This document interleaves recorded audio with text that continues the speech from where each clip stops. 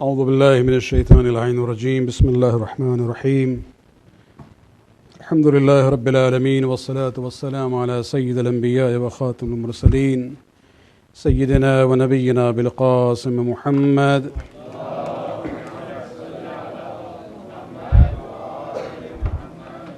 وعلى أهل بيته الطيبين الطاهرين المعصومين واللعنة دائمة الباقي على أعدائهم من الآن إلى قيام يوم الدين. أما بعد، فقد قال الله سبحانه وتعالى في كتابه الكريم: بسم الله الرحمن الرحيم ألف لام ميم ذلك الكتاب لا ريب فيه هدى للمتقين. صلوات عليك.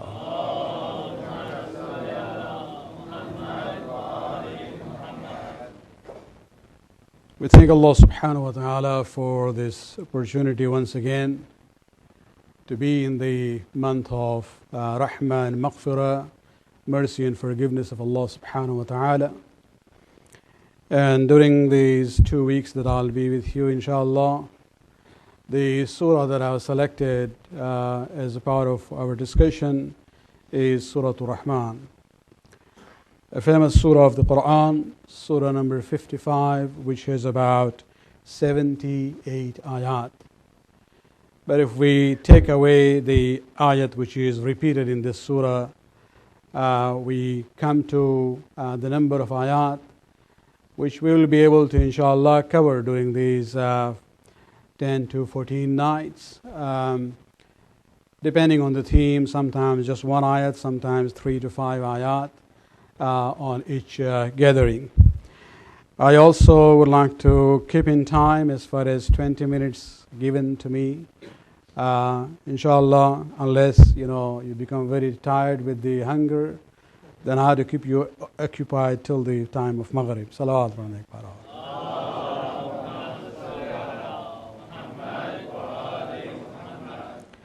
Surah Rahman basically is a Makki surah, but when we talk about Makki or Madani identification of the surah, not all the surahs we are 100% sure about it. Many surahs we had to look at the theme to see whether it was a surah which was revealed in Mecca or in the Madani era of the life of the Prophet. According to Allama Tabatabai, he says, looking at the theme of this surah, this could be Makki or Madani. But the majority opinion is that this is a Makki surah. It is a surah which basically talks about the blessings of Allah subhanahu wa ta'ala. In a very comprehensive way, Allah talks about different things that He has created for us, and how He has sustained life for human beings on this earth. And basically the summary of the life of a person in this dunya as well as in the life to come. The importance of this surah can be seen from a hadith of the Prophet about this surah, Surah Rahman. But before I come to the surah itself, many of the surahs in the Quran have been described by our ma'asumeen in different ways. Of course, everything goes back to the expression in the language, Arabic language or Farsi or Urdu or Gujarati or even in English. There is always room to use poetic way to describe the importance of one thing or the other.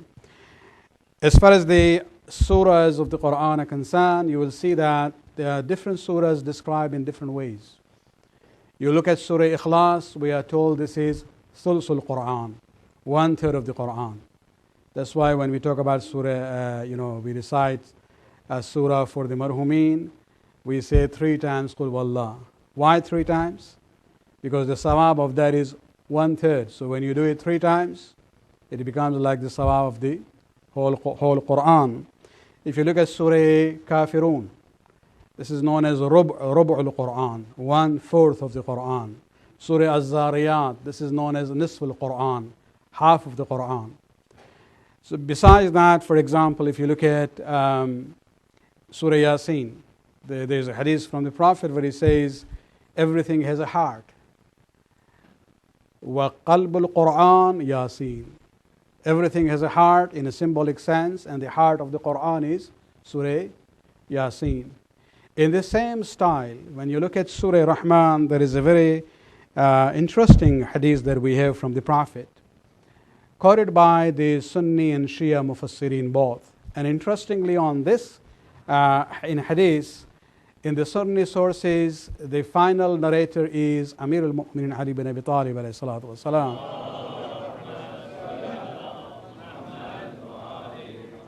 And among the Shia narrators, it starts from the seventh Imam, going through the Masumin, the father and forefathers of the Imam, going to Ali and going to Rasulullah.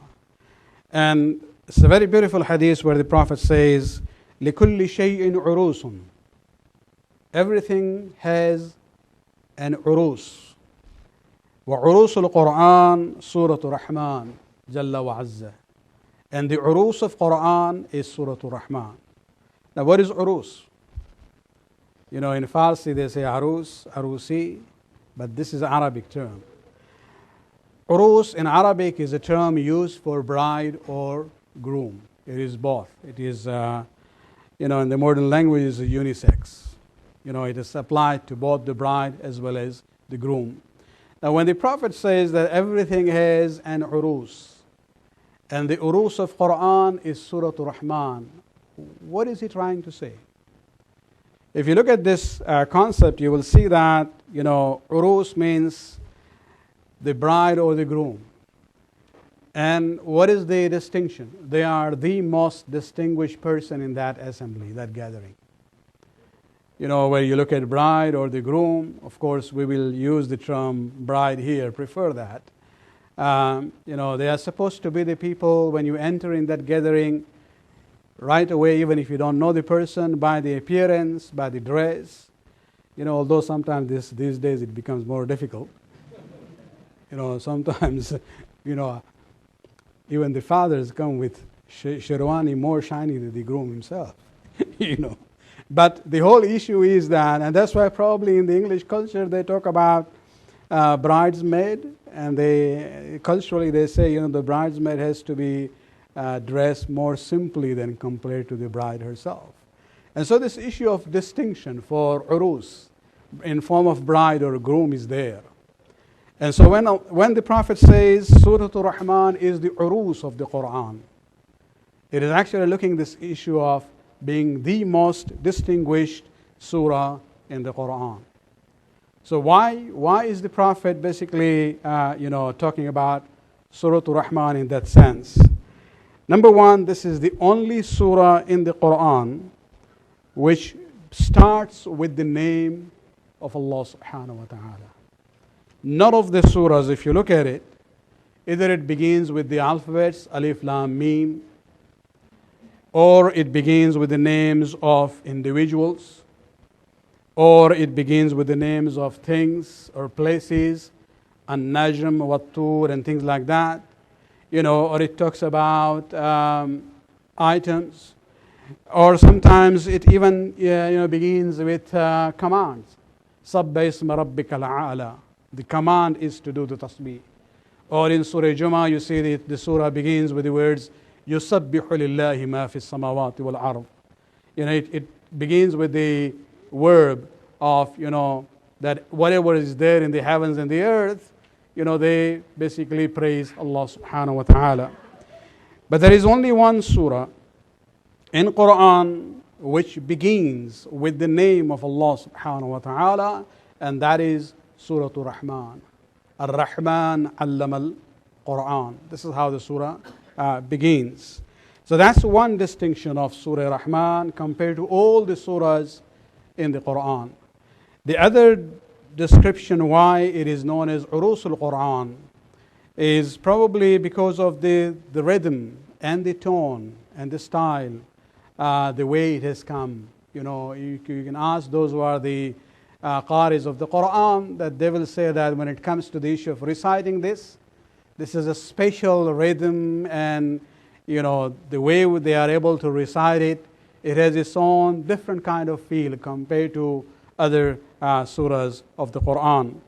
Especially the repetition of the ayat, فَبِأَيِّ آلَاءِ رَبِّكُمَا تُكَذِّبَانِ 31 times. So as if it has this course of itself in that surah. And so even the tone and the style and the language of the surah has its own distinction compared to other surahs of the Quran. So let us start this surah. The very first ayat, Ar-Rahman, beginning with the name of Allah subhanahu wa ta'ala. Of course, the word Rahman is from Rahma, and the mercy of Allah subhanahu wa ta'ala, just as the name Ar-Rahim. Both of them come from Rahma. But Ar-Rahman has its own special significance. Allah subhanahu wa ta'ala has 99 beautiful names, and one of them is Ar-Rahman. Of course, 99 are the one which are famous one, but in Mahi Ramadan and Shab Qadr, we also recite Dua Joshan Kabir. And then in that dua there are 100 passages. Each passage has 10 names of Allah subhanahu wa ta'ala. So you get about 1,000 names of Allah subhanahu wa ta'ala. Of course, in Dua Joshan Kabir, what has happened is you have single names, like right in the very first passage starts with Ya Allah, Ar-Rahman, Ar-Rahim. Again, Allah and Rahim are the first ones which have been mentioned. But then there are many, many passages in that dua where you will see that the names of Allah are more description of Allah's power and glory. We have Al-Badi among 99 names, but in Josh al-Kabir, the dua you will see Badi'u samawati wal arz, means the one who originated the heavens and the earth. And so you have Al-Ghaffar as 99 names, but in Dua Josh al-Kabir you also have it in a different compounded form, Ghafir al-Dhunub, for example. And so the names of Allah subhanahu wa ta'ala are there. And Ar-Rahman is one of the names. But this name is unlike other names. It is unique.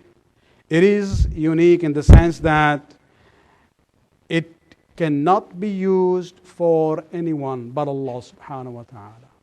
Many of the names we have, even in 99 names of Allah subhanahu wa ta'ala, you will see people have that name. Rahim. Anyone Rahim by here? Right there. You have people who are known as Khaliq, or different names of Allah subhanahu wa ta'ala is used for people, of course, not in the same meaning. We even call people who invent new things for the benefit of the society. We say they are Khaliq. They are inventors. But it doesn't mean the same meaning as Allah subhanahu wa ta'ala. Even the term very close to Rahman, Ar-Rahim, this is also used for human beings. In Surah Tawbah, the last ayat, last but one, Allah subhanahu wa ta'ala describes our Prophet by saying, لَقَدْ جَاءَكُمْ رَسُولٌ مِّنْ أَنفُسِكُمْ, that verily a messenger has come from among yourselves. عَزِيزٌ عَلَيْهِ مَا عَنِتُّمْ. It is really he feels sad when you are in distress. Harisun alaykum. He is very anxious about your issues. Bil-mu'mineen ra'ufun rahim. And to the believers he is kind and rahim, merciful. So the term rahim is used even for human beings. And in this ayat we see it is applied to the Prophet of Islam, Hazrat Muhammad Mustafa sallallahu alayhi wa sallam. But not the name Ar-Rahman. That is unique. That is same as the name Allah. Nobody can be called Allah. And this is where we see that if this name has to be used, there is a condition there. The concept of Rahman basically is that, Ar-Rahman, the difference between Ar-Rahman and Ar-Rahim. Ar-Rahman is actually the vast mercy of Allah subhanahu wa ta'ala.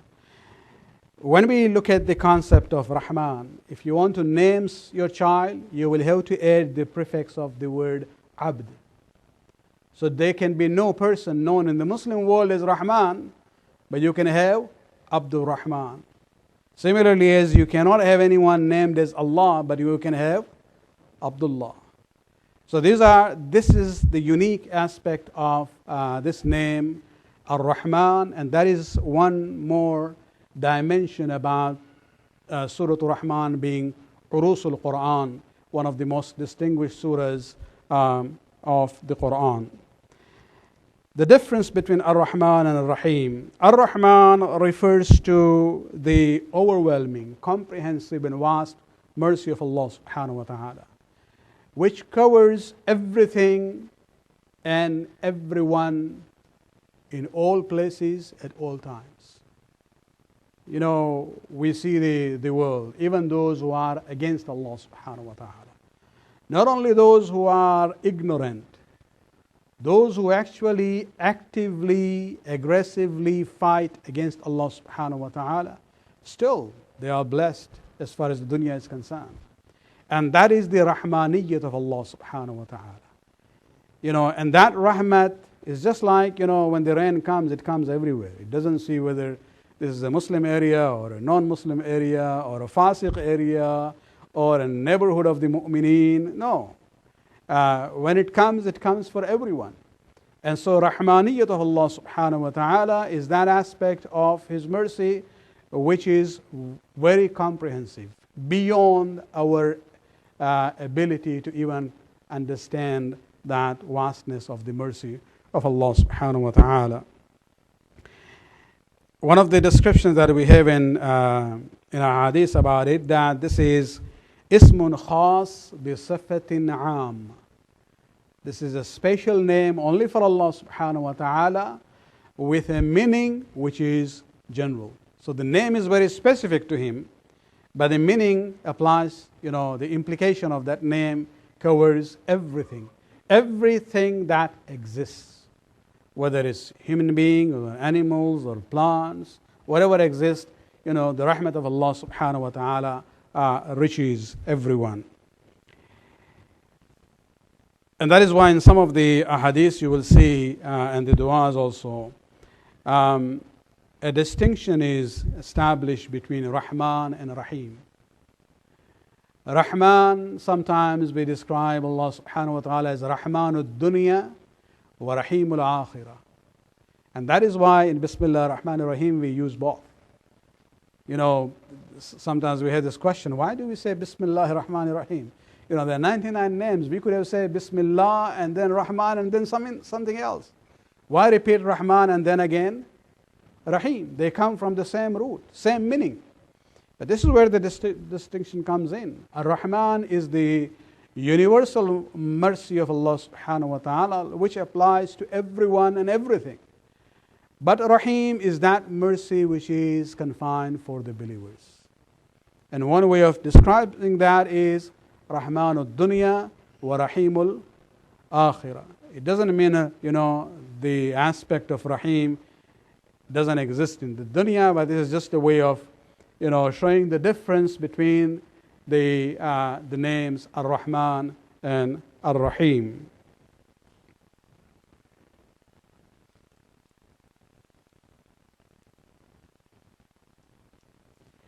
Let me end this evening with a point I would like to think about it. Ar-Rahman is the universal and the vast mercy of Allah subhanahu wa ta'ala.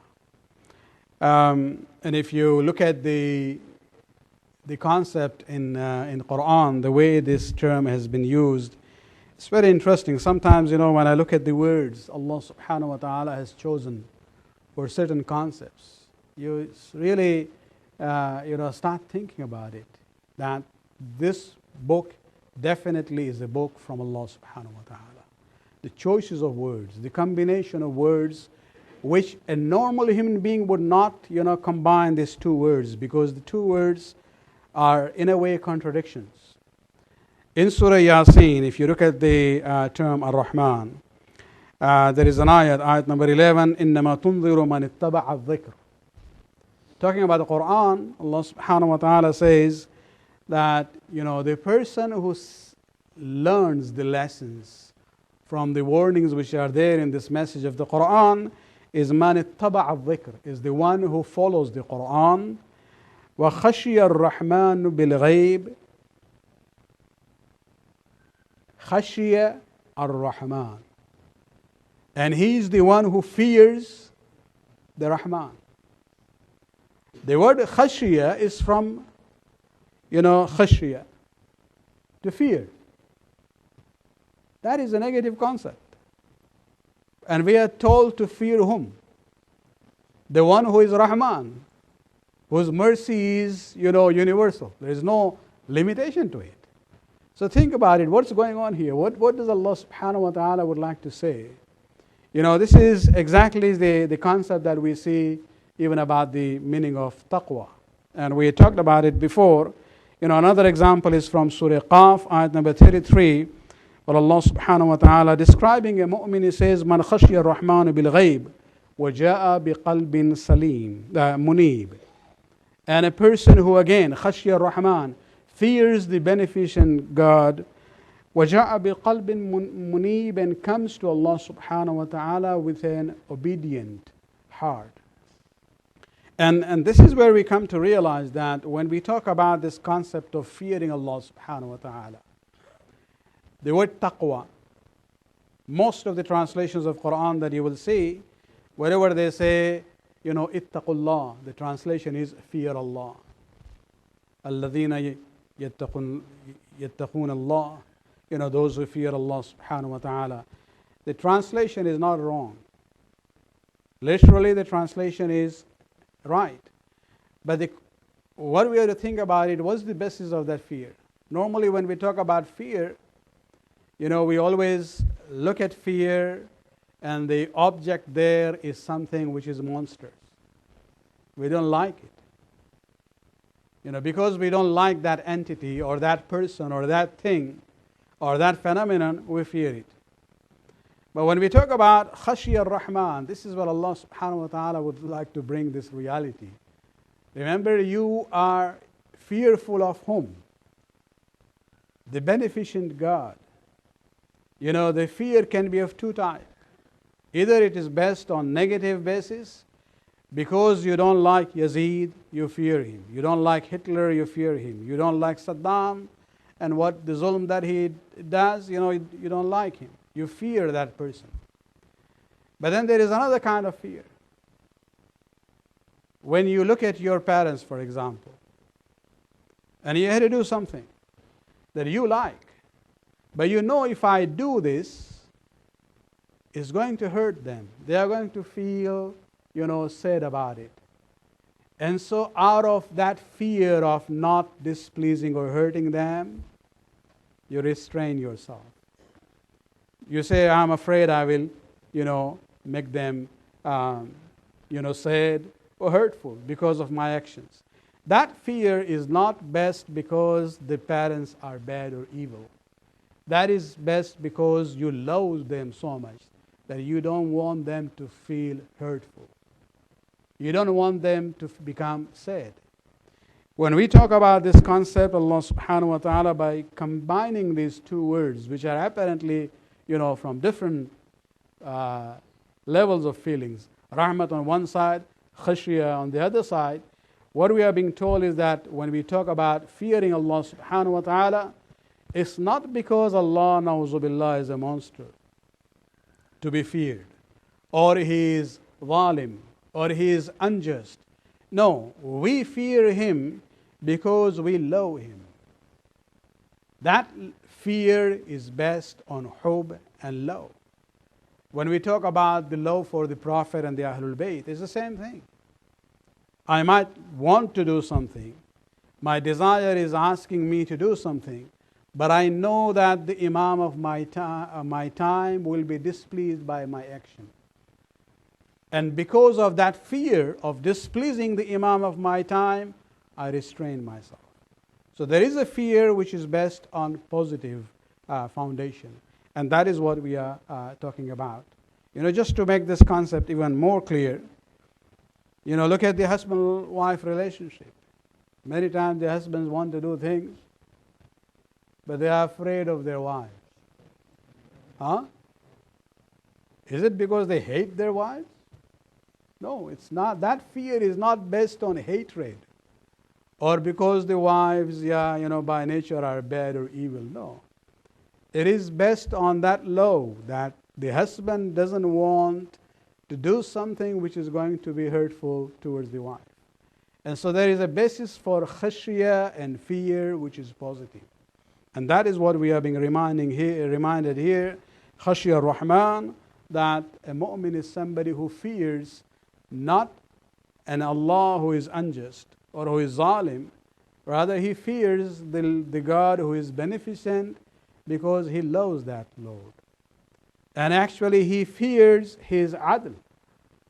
Our Imams say to us in the du'as that never ask Allah subhanahu wa ta'ala to be just to you. Otherwise, you're going to lose. You always ask for His mercy and forgiveness. And this is where we see at the end in that Surah Yasin, ayat number 11, إنما تنظر من اتبع الذكر وخشي الرحمن بالغيب فبشره بمغفرة وأجر كريم. What is the end result of this fear? Fearing the beneficent God is maghfirah from Allah, forgiveness from Allah subhanahu wa ta'ala, and ajr kareem, in a noble reward from Allah subhanahu wa ta'ala. Salawat.